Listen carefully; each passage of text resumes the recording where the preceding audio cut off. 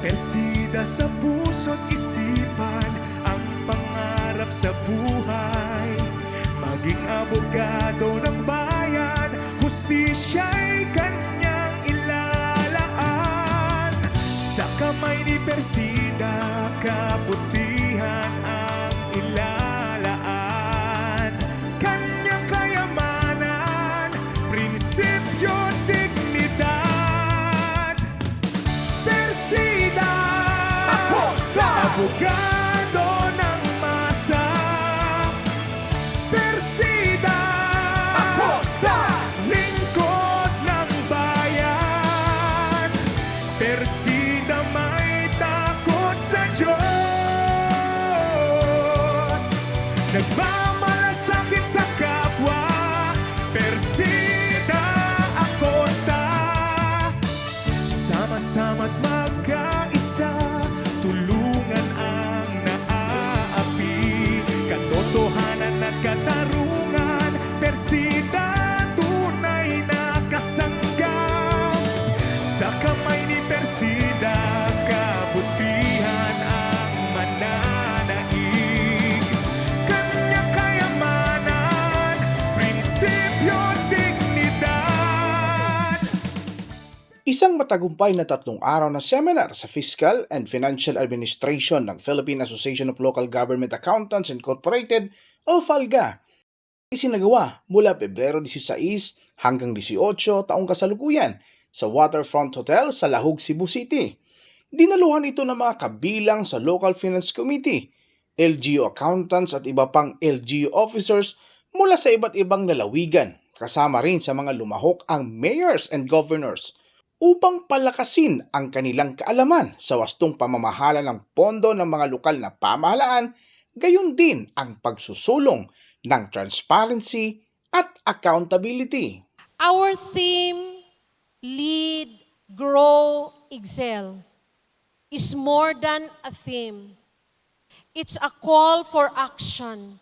It challenges every local accountant and officials to lead with integrity, nurture growth in every corner of governance, and strive for excellence that transforms lives and communities. Isa sa mga tampok na bahagi ng naturang aktibidad ay ang marubdob, tao sa puso at puno ng inspirasyon na pananalita ng Chief Public Attorney ng Public Attorney's Office na si Dr. Persida V. Rueda Acosta, DSD-JD, bilang guest of speaker sa unang araw ng seminar. Sa lahat ng Palgans na nanggaling sa iba't ibang dako, Luzon, Visayas, Mindanao, at lalo rito sa Visayas, talagang napakasaya ko po na kayo ay makasama sapagkat sa aking pagdating, ako'y sinasalubong ng inyong tao sa pusong ngiti at pagmamahal. Nais ko po kayong mapaglingkuran sa lahat ng panahon, panahon ng kasaganaan, panahon ng kasalatan, panahon ng kawalang katarungan, panahon ng mga trahedya. Kaya dapat po tayong magmahalan, magmalasakitan. Sa kanyang masidhing talumpati, ipinabatid niya ang matinding pagkundina sa korupsyon at ayon din sa ating hepe ay nararapat lamang na idiretso na sa sambayan ng Pilipino ang pondo at serbisyo diretso sa mga bayan, syudad at mga probinsya. Ang korupsyon ay kasakiman. Hindi para sa iyo kinukuha mo. Dapat idiretso sa mga tao ang pondo para hindi maibulsa ng mga sakim, mga kurap at mga mahilig sa porsyento. Sa huli, ibinahagi ng ating minamahal na hepe ang kanyang magandang pangarap sa ating bansang Pilipinas. Isang magandang mundo, isang magandang Pilipinas, pangarap ko. Subalit alam ko, pangarap nyo rin. Kaya ang hiling ko sa araw na ito, isama nyo po ako sa inyong panalangin at ipananalangin ko rin kayong lahat. Darating ang araw, sama-sama tayo, tulong-tulong tayo para harapin ang isang magandang umaga.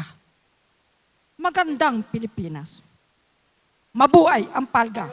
Para sa hashtag Palanews, ako si Gerald Dranges, Persida Acosta, Hostisya para sa masa, katarungan, laban sa kahirapan.